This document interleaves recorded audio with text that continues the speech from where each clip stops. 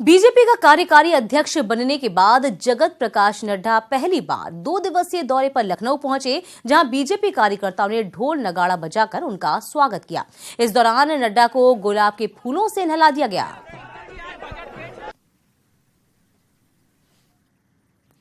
और आइए आपको सुनाते हैं सीएम योगी आदित्यनाथ क्या कुछ कह रहे हैं। उनका देश की जनता के द्वारा चुना जाना और साथ ही साथ आज जेपी नड्डा जी का कार्यकारी राष्ट्रीय अध्यक्ष के रूप में चुनाव इसका उदाहरण है। उन्होंने प्रदेश में लोकसभा चुनाव के दौरान बहुत शानदार कार्य प्रभारी के रूप में किया। इससे पहले केंद्रीय स्वास्थ्य और परिवार कल्याण मंत्री के रूप में उत्तर प्रदेश को स्वास्थ्य सेवाओं की सुदृढ़ीकरण में, चाहे वह रायबरेली के एम्स को संचालित करने का हो, चाहे वह गोरखपुर में एम्स की स्थापना का हो, चाहे वह वाराणसी में एम्स के समकक्ष चिकित्सा संस्थान बनाने का हो, या अंतर्राष्ट्रीय कैंसर संस्थान का निर्माण काशी में करने का हो।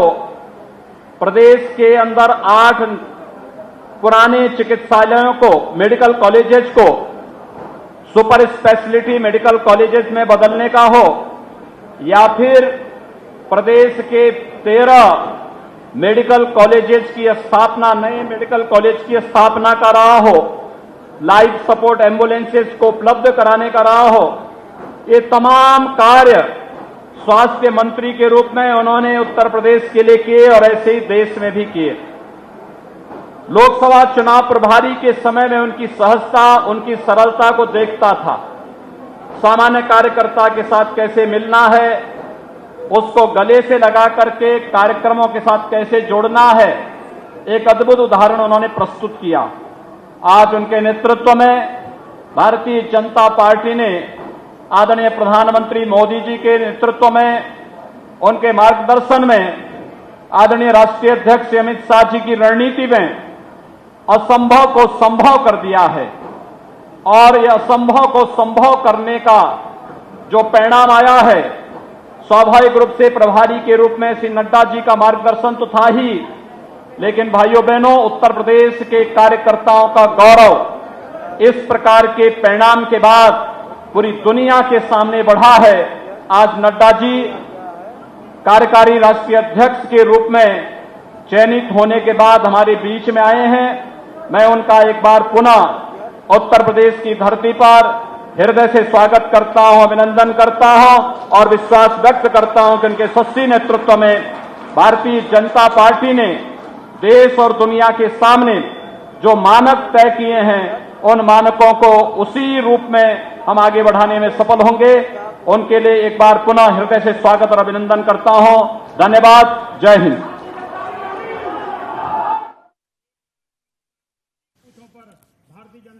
तो राजनीतिक गलियारों में ऐसी चर्चा भी है कि नड्डा इस दौरान उत्तर प्रदेश के नए अध्यक्ष के नाम पर अपनी मुहर लगा सकते हैं। वहीं मौजूदा प्रदेश अध्यक्ष महेंद्र नाथ पांडे के मंत्री बनने के बाद से ही ये कयास लगाए जा रहे हैं कि जल्द ही यूपी बीजेपी को नया प्रदेश अध्यक्ष मिल सकता है। और साथ ही खबर ये भी है कि यूपी कैबिनेट में कुछ नए चेहरों को भी शामिल किया जा सकता है। वो चेहरे कौन होंगे, इस पर भी आज बात हो सकती है।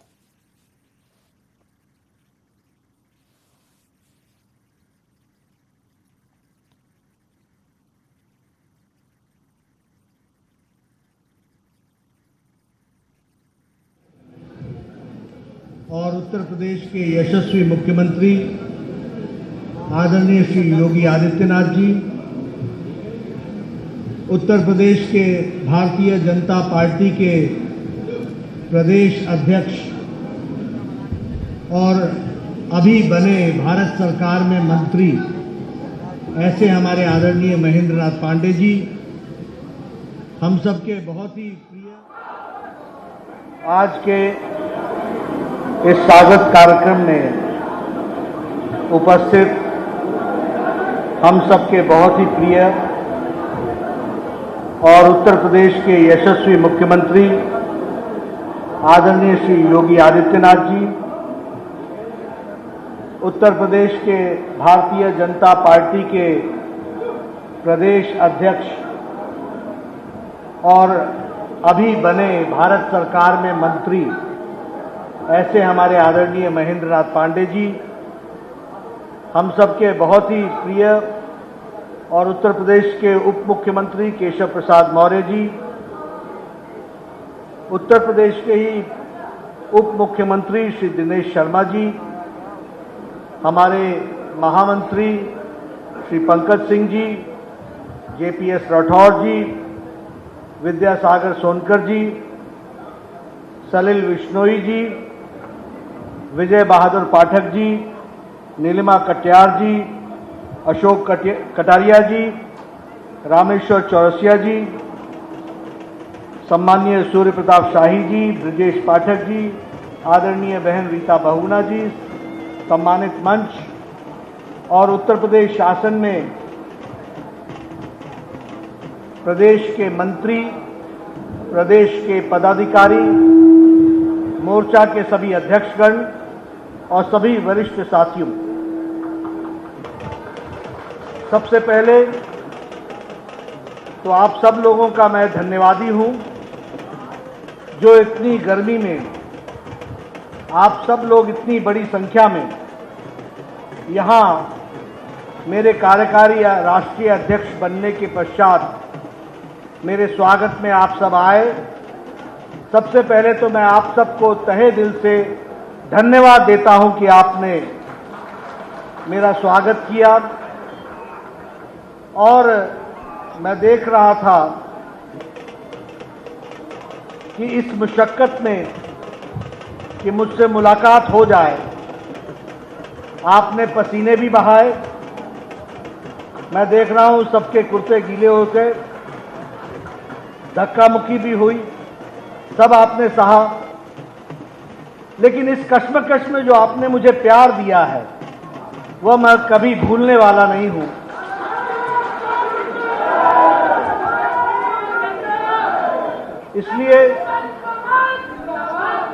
इसलिए आप सबका बहुत बहुत धन्यवाद।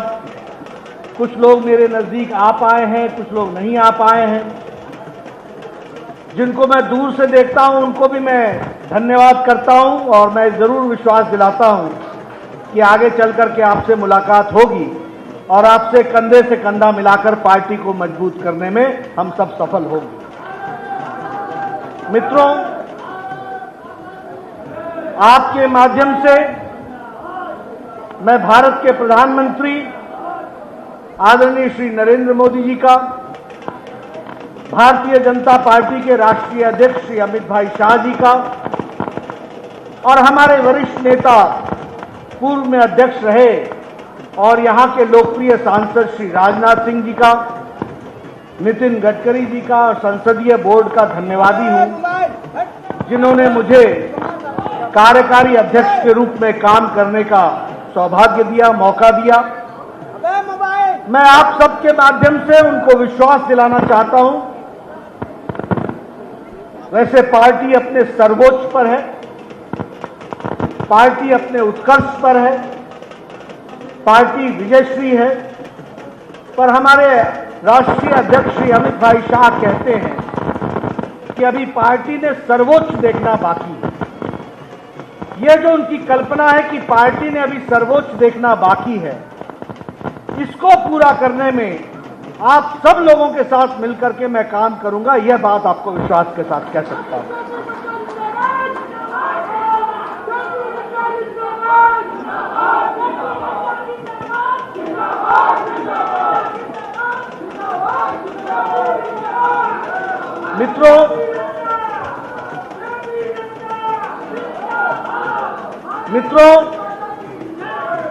मित्रों 5.5-6 महीने पहले जब मैं पहली बार प्रभारी बन के आया था तो मुझे उत्तर प्रदेश, जिसको कहते हैं कि दिल्ली का यह प्रवेश द्वार है, इसकी बहुत सीमित जानकारी थी। आप सबके साथ काम करने का मौका मिला, सभी लोकसभा क्षेत्र में जाने का मौका मिला, कार्यकर्ताओं से रूबरू करने का मौका मिला और आप सब लोगों ने जो असीम प्यार मुझे दिया और जो कंधे से कंधा मिलाकर उत्तर प्रदेश के बारे में जो लोगों ने आशा लगाई थी उससे कहीं कहीं ज्यादा नतीजा दिया, इसके लिए आपको मैं बधाई देता हूं।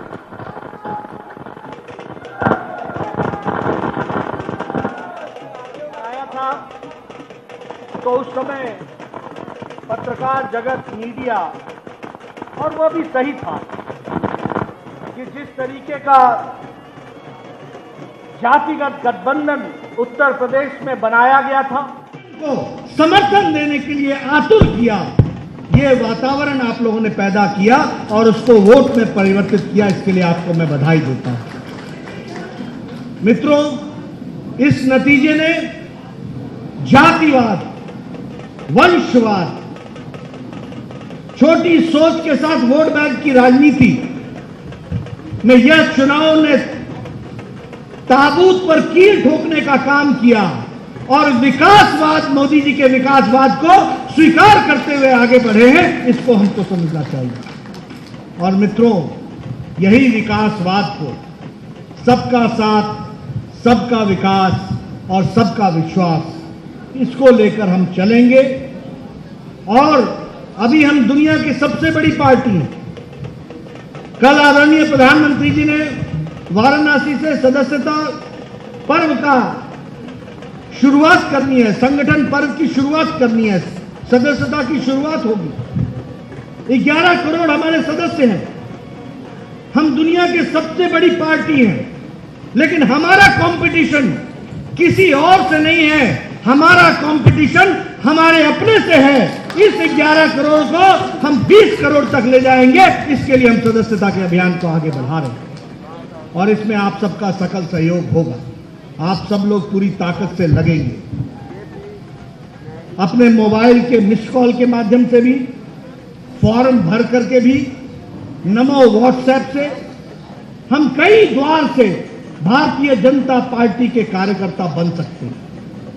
इन सारी बातों के बारे में कल सदस्यता की बारीकियों को हम लोग रखेंगे, लेकिन मेरा निवेदन है और मैं पार्टी के कार्यकर्ताओं से कहना चाहता हूं कि आप एक बात जरूर मन में सोचिए कि मैं पार्टी का कार्यकर्ता तो हूं, लेकिन कहीं मैं भीड़ में अकेला तो नहीं हूं।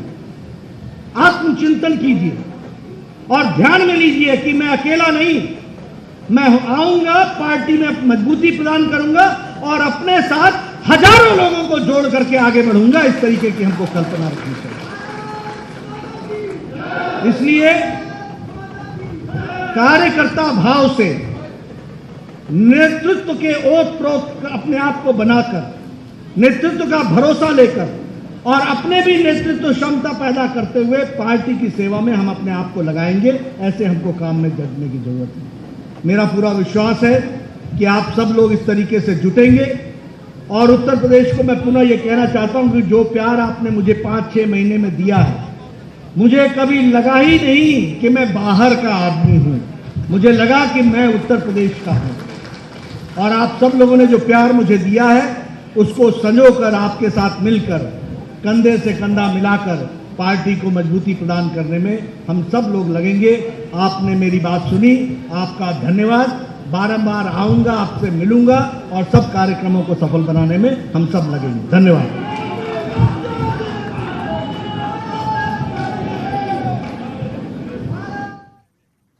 तो प्रदेश मुख्यालय में तमाम कार्यकर्ताओं को संबोधित कर रहे थे जेपी नड्डा। तो बीजेपी के कार्यकारी अध्यक्ष बनने के बाद जगत प्रकाश नड्डा पहली बार 2 दिवसीय दौरे पर लखनऊ पहुंचे, जहां उनका भव्य स्वागत हुआ। बीजेपी कार्यकर्ताओं ने ढोल नगाड़े बजाकर उनका भव्य स्वागत किया और इस दौरान उनको गुलाब के फूलों से नहला दिया गया। तस्वीर हम आपको दिखा रहे हैं। दूसरे कार्यकाल की बागडोर संभालने के बाद मोदी सरकार ने एक बार फिर से संसद में बजट पेश कर दिया। इस बजट को बीजेपी ने अर्थव्यवस्था को रफ्तार देने की कवायद बताया, तो विरोधियों ने जनता पर बोझ बढ़ाने वाला बजट बताया। को इस बार उन्होंने नया नाम दिया है बही खाता। सबसे बड़ा तो उन्होंने बदलाव यही किया कि उसको उन्होंने बही खाता कहा है। देखिए, आज का बजट ये बिल्कुल झुंझुना है। आम आदमी के लिए महंगाई बढ़ाने वाला बजट है। पेट्रोल डीजल के ऊपर टैक्स लगा दिया, इससे महंगाई बढ़ेगी। किसानों के लिए, नौजवानों के लिए, महिलाओं के लिए इस बजट में कुछ भी नहीं है। उल्टे जो डीजल और पेट्रोलियम प्रोडक्ट पर 1% ड्यूटी बढ़ाई गई है, उससे न केवल उसके दाम बढ़ेंगे बल्कि कृषि लागत भी बढ़ जाएगी, क्योंकि 80% कृषि क्षेत्र का काम जुताई, मड़ाई, कटाई, सिंचाई सब डीजल से होता है। दक्षिणी अफ्रीका में महात्मा गांधी को अश्वेत बताकर उनके साथ जो बर्ताव हुआ था, ऐसा ही शर्मनाक वाकया सामने आया है इटावा में। यहां एक 72 साल के बुजुर्ग को शताब्दी एक्सप्रेस ट्रेन में इसलिए नहीं चढ़ने दिया गया क्योंकि वो दिखने में बेहद साधारण नजर आ रहे थे। दरअसल बाबा राम अवध दास ने गाजियाबाद जाने के लिए शताब्दी का टिकट लिया था, जो कन्फर्म था। जब राम अवध दास धोती कुर्ता और चप्पल में स्टेशन पहुंचे तो उनका पहनावे को देखकर उन्हें ट्रेन में चढ़ने ही नहीं दिया गया। घटना से आहत बाबा राम अवध दास ने स्टेशन पर शिकायत पुस्तिका में शिकायत दर्ज कराने के बाद किसी अन्य ट्रेन से जनरल बोगी में गाजियाबाद तक का सफर किया। और इस घटना के बारे में जब पूछा गया तो इटावा में तैनात रेलवे के अधीक्षक ने बड़ी मुश्किल से बस इतना ही बताया कि उन्होंने बड़े अधिकारियों तक शिकायत पहुंचा दी है।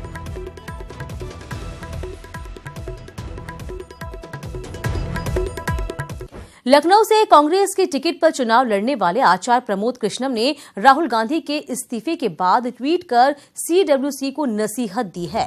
प्रमोद कृष्णम ने ट्वीट कर कहा है कि मेरा आग्रह है कि कार्यकर्ताओं की भावना को देखते हुए किसी कमजोर नेता को थोपने की बजाय एआईसीसी का खुला सत्र बुलाकर एक सशक्त और सक्षम अध्यक्ष का चुनाव किया जाए, जो बीजेपी और आरएसएस से लड़ने की हिम्मत रखता हो।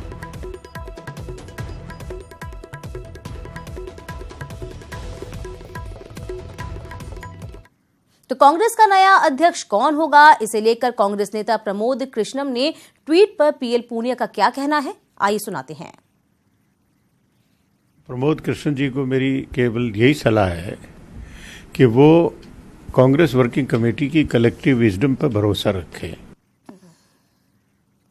जयप्रदा के साथ प्रयागराज पहुंचे अमर सिंह ने योगी सरकार की जमकर तारीफ की। उन्होंने कहा कि सीएम योगी को सत्ता की लालसा नहीं है।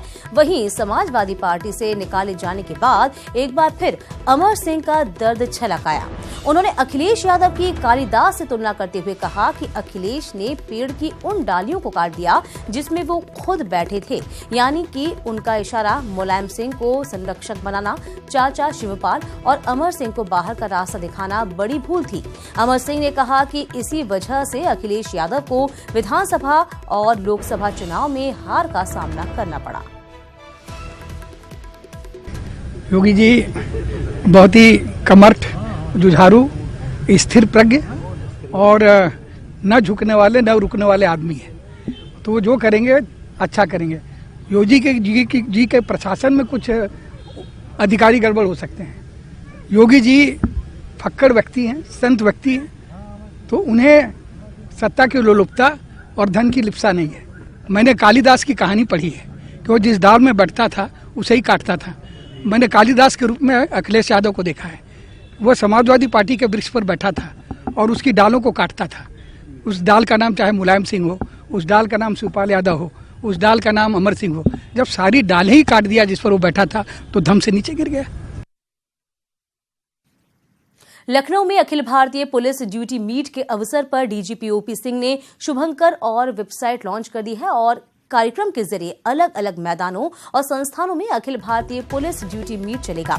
यहां फॉरेंसिक, फिंगरप्रिंट, वीडियोग्राफी और फोटोग्राफी जैसी प्रतियोगिताएं आयोजित की जाएंगी, जिसके जरिए सीखने और सिखाने की कोशिश होगी। इस प्रतियोगिता में देश के 30 राज्यों और केंद्रीय पुलिस बलों की 32 टीमें भाग ले रही हैं। इसका शुभारंभ हमारे माननीय उप मुख्यमंत्री डॉक्टर दिनेश शर्मा जी करेंगे और हम अनुरोध कर रहे हैं अपने माननीय मुख्यमंत्री जी से कि वो इसका समापन करें, जिसमें प्राइज डिस्ट्रीब्यूशंस और वो हो। सबसे बड़ी चीज़ है कि ये उत्तर प्रदेश पुलिस को कई सालों के बाद, 20 वर्षों के बाद ये इवेंट दिया गया है, जो हमारे लिए बहुत गर्व का विषय है और हम चाहेंगे कि इसको उसी भव्य रूप में और अपनी व्यावसायिक दक्षता को दिखाते हुए हम इसका आयोजन करें। लखनऊ नगर निगम होम टैक्स वसूली के लिए बकायेदारों के घरों पर ड्रम बजाना भारी पड़ गया। निगम के अधिकारियों और ड्रम बजाने वालों को बकायेदारों ने जमकर पीटा। इससे नाराज होकर निगम के अधिकारियों ने थाने में मुकदमा दर्ज करा दिया और 12 घंटे के अंदर आरोपी को गिरफ्तार करने की मांग की थी, लेकिन पुलिस आरोपियों को गिरफ्तार करने में असफल रही और इसके विरोध में नगर निगम के साथ संघ के कर्मचारी अनिश्चितकालीन धरने पर चले गए।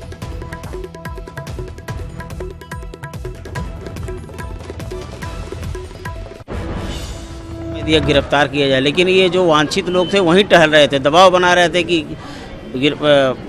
FIR न कराई जाए, लेकिन उनको गिरफ्तार अभी तक नहीं किया गया। इसलिए हम लोग जब तक उनकी गिरफ्तारी नहीं होती नगर निगम में शांतिपूर्वक धरना दे रहे हैं और कार्य बहिष्कार की है पूरी तरह से, और ये तब तक चलता रहेगा जब तक कि उनकी गिरफ्तारी